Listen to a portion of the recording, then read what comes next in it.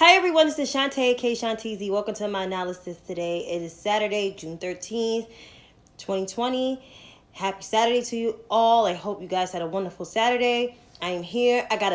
Finally my cell phone stand came in, so I have it placed on like a small little table. So that's why you see both hands right now. I know it looked kind of big, but because I have big hands, it's a family trait on the patriotic side, my dad's side, the paternal side.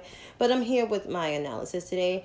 It's a pretty jam-packed Saturday, but not like crazy like during the week. Like always Tuesday, Wednesday, and Thursday's always something that's crazy. But today was a little crazy, but I'm going to get into that. But in the meantime, I'm going to address the coronavirus first, so let's get to it. So we are still in the midst of a pandemic. We are 104 or 5 days since the coronavirus has surfaced, especially here in New York City. I have the number of cases for you guys within a 3-month span. I said we hit the 2 million mark. I didn't know we was going to hit it this quick, but we hit it. It's here.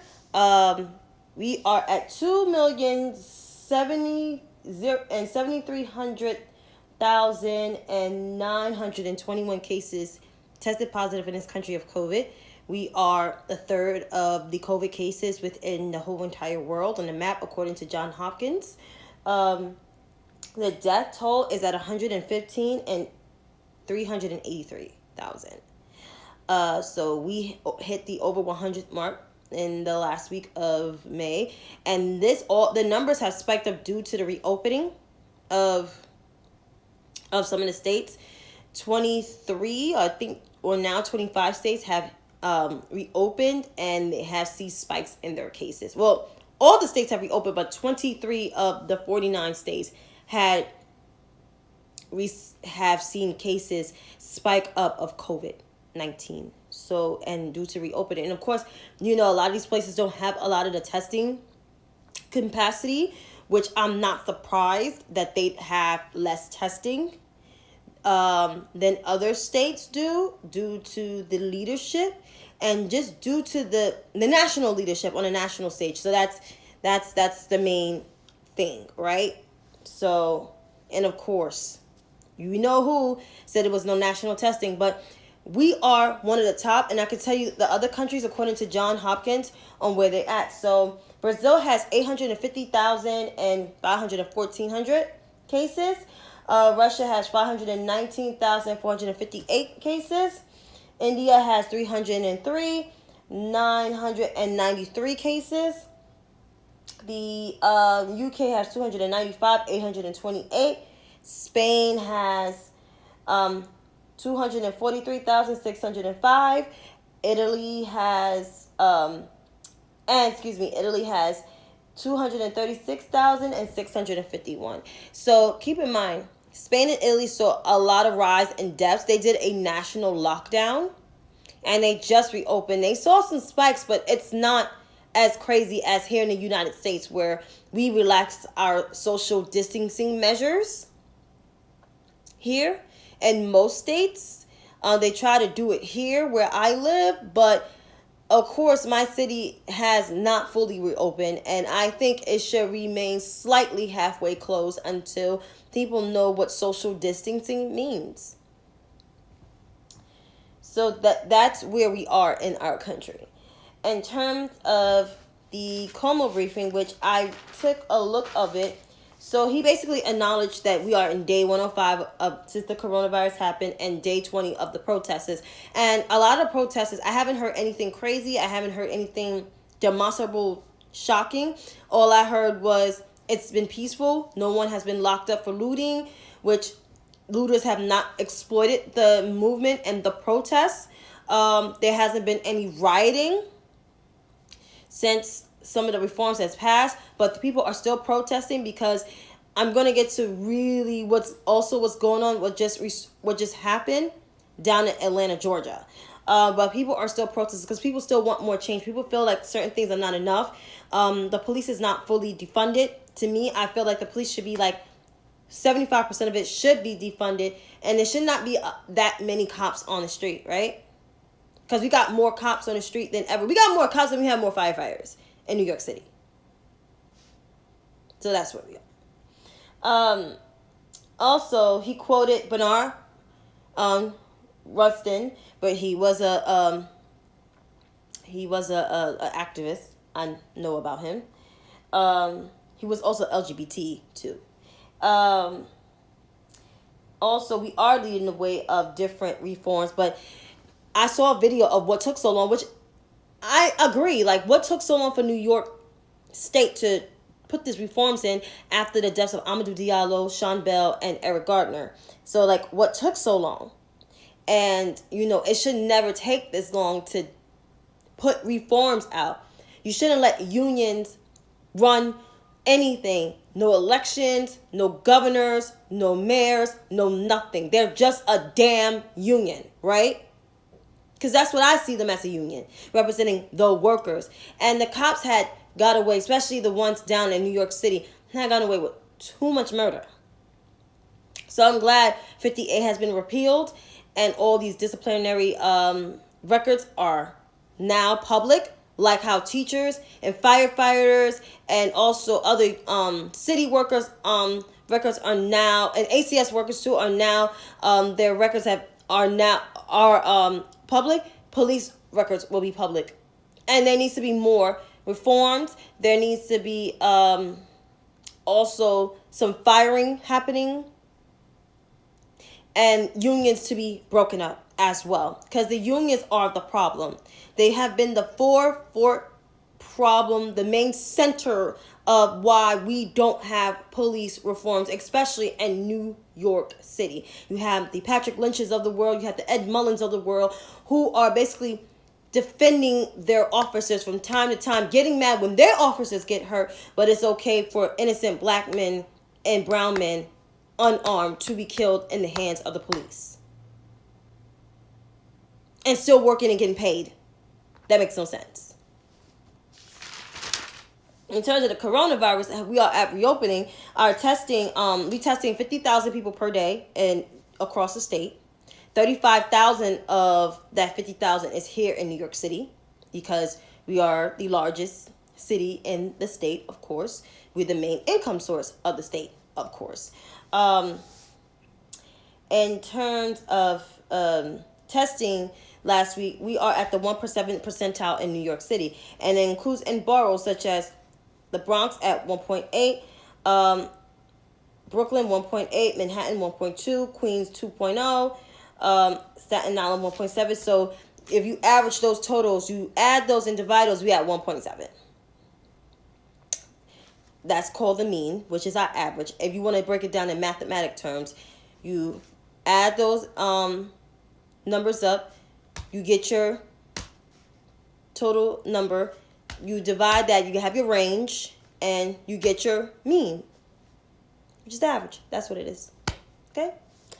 And our hospitalization is under 2,000, which is 1,734 to be exact, since March 20th. And that's like almost 3 months ago, which is, we are seeing progress, but I want to see more progress where people stop. We should not relax our social distancing measures. We should not be gathering, because I know downtown and St. Mark's and on the Lower East Side, they're gathering. They're acting like, and with no mask on. And then the governor tweeted, "Don't make me come down there, because if you make him come down there, he going to shut down the city." And no one don't want to shut down New York City in the summertime, especially the coming months of July and August. It's bad enough we don't have the Puerto Rican Day Festival, right? Because this time of year, Puerto Rican Day Festival would have been all over East Harlem. 125th Street would have been packed with all them coming back from 125th Street going uptown to the Bronx. Also, Pride is another thing. And then you got the Dominican Parade that's supposed to happen next month. That ain't happening. Then you got the West Indian Parade supposed to happen on Labor Day. Not happening. African American Day Parade, not happening. You got, the Columbus Day Parade, not happening. So, like, all these parades may not happen. Not even the gathering at the Rockefeller Center may not happen. So, basically, most of these city events are going to be shut down due to social distancing. And that what needs to continue until we get a vaccine. You ain't call me cynical, but I'm dead real. 32 people died yesterday. That includes 24 in hospitals, 8 in nursing homes, and that was all that was said. But the governor has a good briefing.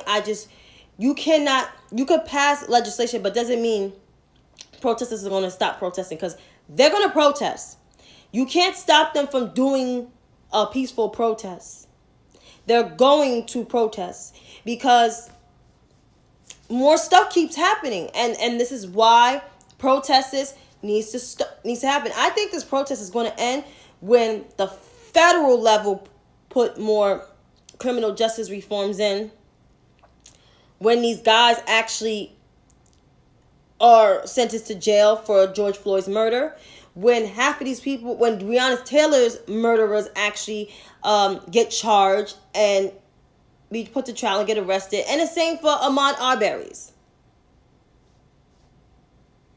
That's just what it is. And also for New York, until Pantaleo actually gets charged for something too. When Patrick Lynch actually resigned, forced to resign. And Ed Mullins too. The same problematic folks. So there you have it. But for more Cuomo's briefing, you can check. In terms of Black Lives Matter, Black lives do matter, and also trans lives matter, because I think 2 trans women were killed. Black trans women were killed. I think one in Pennsylvania and one in New Jersey, I believe. So when we say Black Lives Matter, that means Black Lives Matter for our trans brothers and trans sisters. We have to support them. They are part of our community. They are Black, just as we are. They go through the same struggles just as we are, but just a little bit more different. And we have to support them.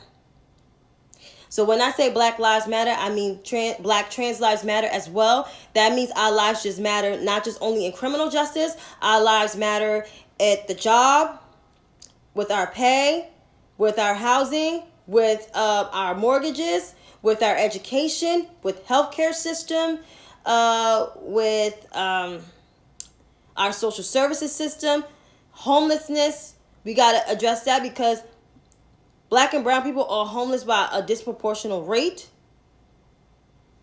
When we go into these stores and buy things, the services, the customer service. So we have to look at all aspects of what Black Lives Matter means. And it's just not just only for criminal justice.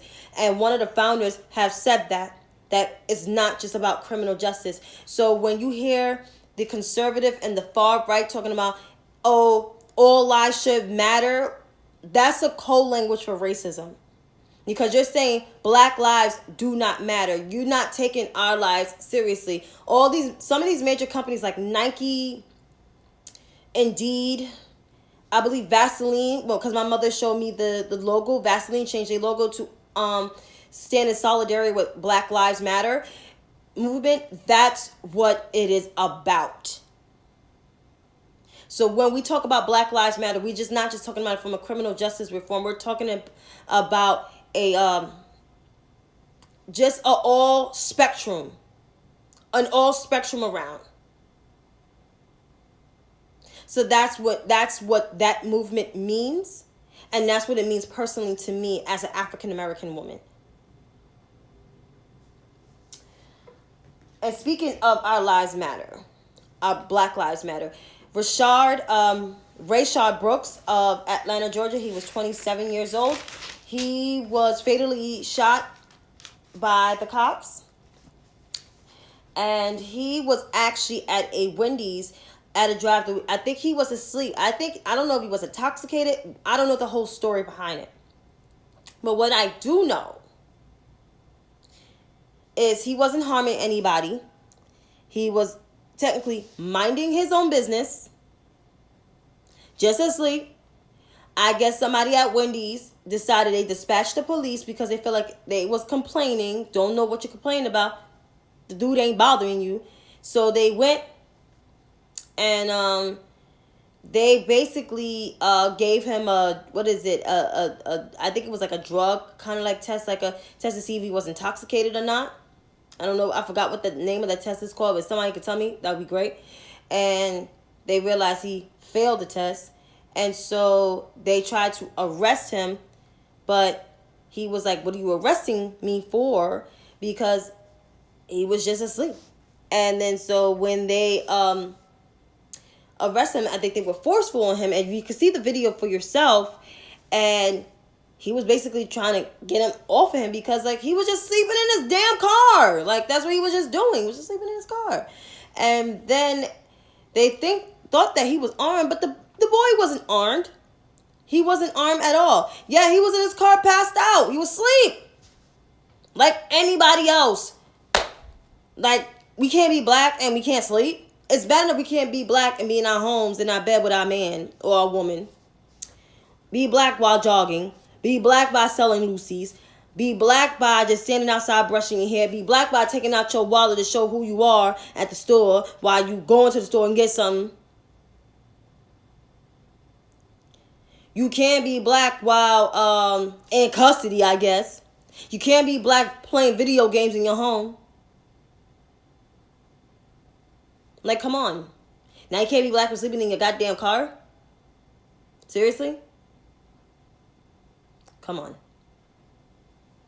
But that video there basically showed that how he struggled to get away from the cops. He literally struggled, and they had him pinned down, and then he actually got him off of him, and he ran from the cops, and they actually shot him.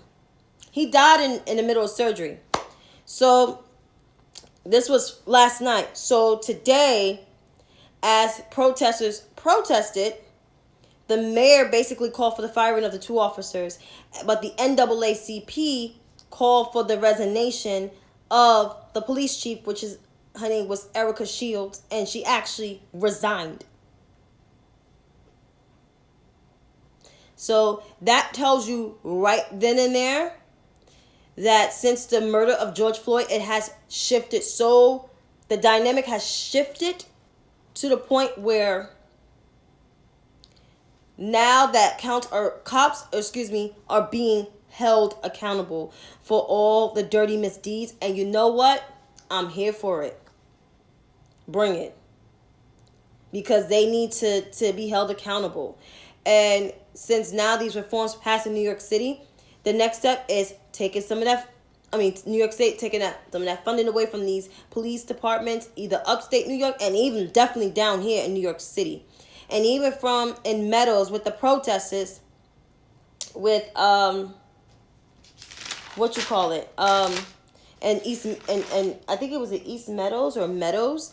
It was a peaceful protest in Long Island, and the cops just came and just I want to say brutally, because that's what I saw, like pinned down a man, a protester, pinned him down, and it was a group of officers pinning down this one man, and he was just peacefully protesting, and the guy who videotaped it begged for those cops to get off that man.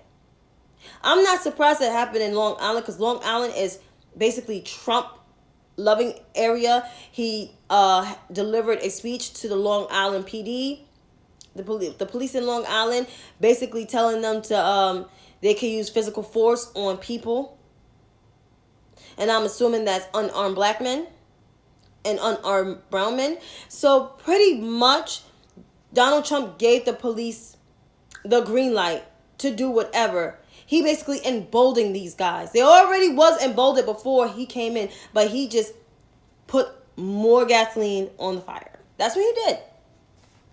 And that's why it's important for him. He has to go. And this is why the conversation of race and Black Lives Matter really matter. So if people feel uncomfortable, I don't know what to tell you. Because this is going to be the conversation from now and beyond. Even when Biden gets in, hopefully, it's going to be the conversation from now and beyond. And you got to talk about it. You got to talk about it. And that's that. In terms of Mr. White House resident, Mr. New York scam artist, Mr. New York con artist, Donald Trump, because I don't want to try to not to say many curses about him. He's pretty much he had a very, he delivered a speech today at West Point, which is upstate New York, and to the West Point graduates, where he had them come back, which I'm like, why would you have them come back? I have no idea. Like, you're that dumb. Anyway, he had them come back, and pretty much, let's just get to it. That shit was boring as hell, and it was all over the place. That speech, I didn't get it. He was saying some a captain, a graduate of West Point. The speech did not. I didn't get it. Yes, I'm not an Army person. I don't know too much about the Army, but the simple fact is that I don't think he knew what he was talking about. Really made me confused. And then propping up his campaign stomp speech, I'm just like, huh? What? That's so weird. Don't know what you're talking about. I'm confused.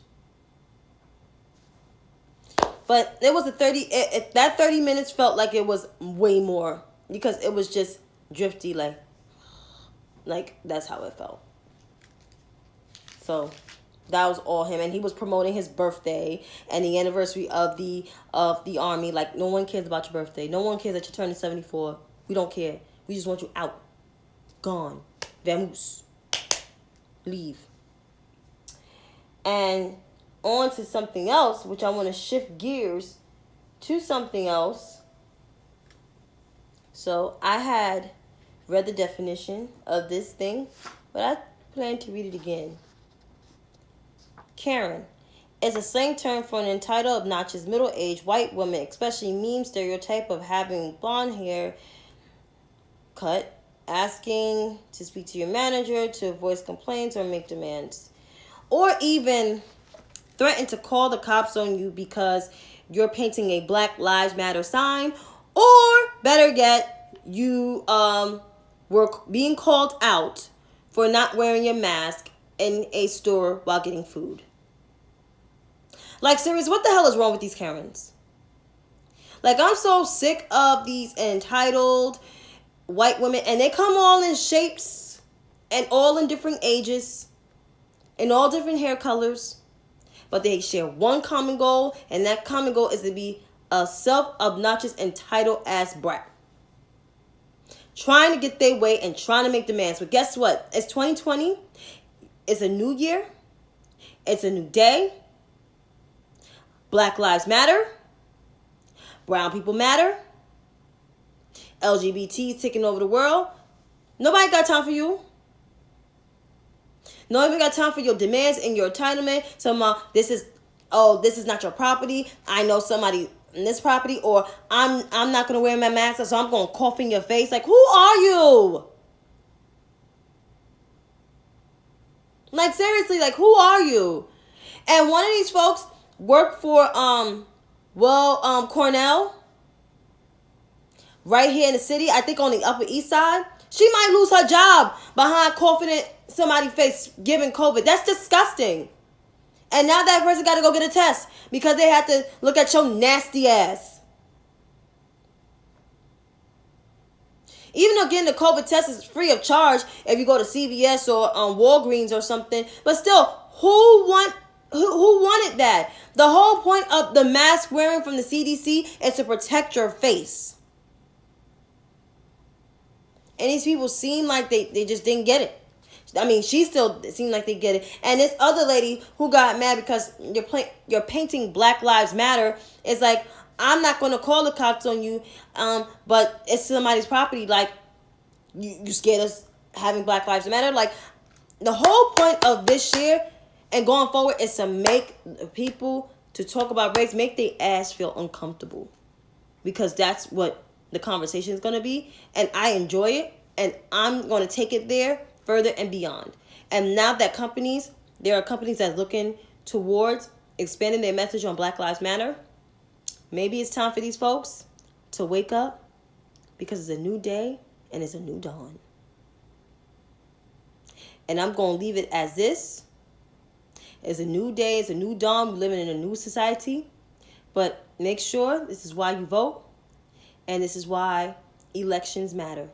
Because When you don't vote, you will end up in a crazy doggy dog world with a bad person in the White House and all of this mess going on. So therefore, folks, be safe.